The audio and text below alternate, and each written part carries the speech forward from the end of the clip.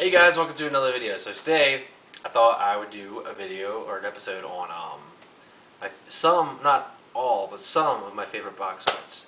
So here we go. Hope you guys enjoy.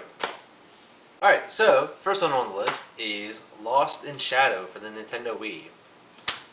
Now I'm going to be looking over here a lot, by the way, because I've got it pulled up so I can actually look at it while I'm talking about it. Lost in Shadow for the Wii is an awesome game.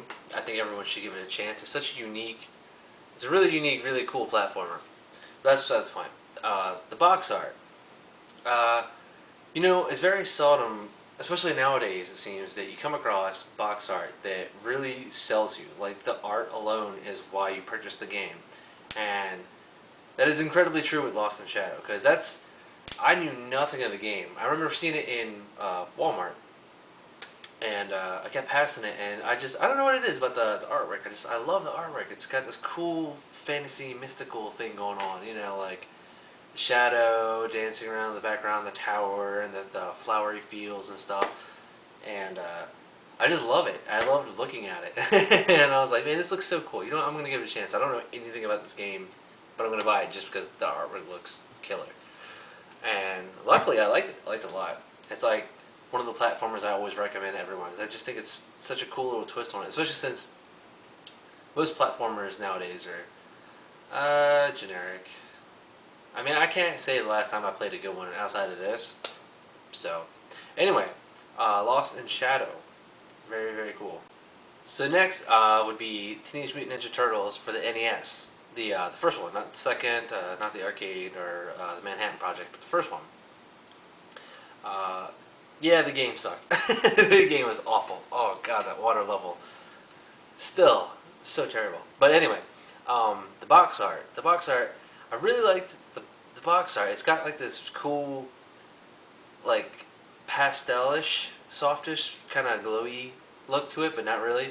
And one thing I really liked was how old school the turtles look, like the all, same color bandanas, like old Ninja Turtles, And I don't know, I just think it looks cool. Like, to this day, like, the game sucks so bad, but it's like one of my fondest childhood memories is playing that all the time. That I bought the box to it just because I like the box so much. But yeah, Teenage Mutant Ninja Turtles box art. It's just so classic. Like, if I could get that in poster form, that would be so rad. Okay, next is Final Fantasy VI, the Japanese artwork. That is one of my favorite ones. Not so much the American one. The American one it's cool because it's got a Moogle on it, but other than that, it's really drab. It's just kind of like a black and purple swirly thing, and the American version of the logo with the sword and all that, which is, I don't know, iconic, I guess, now. But the Japanese one, I really like the artwork for the cover, like with Terra on the Magitech armor or whatever, and just something about the artwork kind of really sums up the story. Like, whoever, I mean, I think it was the main artist for Final Fantasy that did that, if I remember right. I don't know. To me, after playing through it, it just really captures the essence of the story.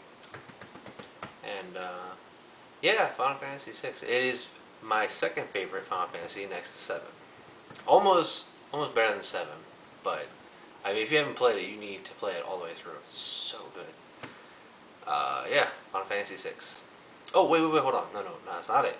One thing I've never been able to understand is every piece of artwork I found of Terra, that always shows her with, like, blonde hair. And it's usually the original Final Fantasy artist renditions of it that have the blonde hair.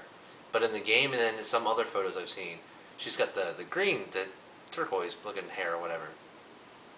So I couldn't figure out, like, what her hair color was actually supposed to be, because I know sometimes that changes in games. But I'm assuming blonde. If someone knows, tell me, because I think that'd be a cool thing to know. Alright, Resident Evil 2 is one of my favorite artworks. Because I love just how simple it is. Like, it just conveys the message of the game so simplistically. Like, it's literally just a zombie clenching onto something and peering at you. Like just trying to sum up that this is going to be a tense, scary as fuck game. Here you go. Like, this is just know what you're getting into. This is what this is. And now it might not seem that way, but back in the day, that was a scary ass game. I remember playing that as a little kid, and I was terrified. Oh God, the dogs from the first one. I'll never forget that. I think I full on dropped the controller. Like I couldn't handle it. I was like, oh God, I had no idea what to do. But anyway, that's something completely different. Uh, but yeah, the Resident Evil 2 artwork. I just love how simple it is. It's got like this like cold feeling, like this isolated feeling, and like there's evil watching you the whole time, which is so cool. And it gets the message across so great. Almost like the cover from Dead Space with the arm, like just the chopped off arm floating through space.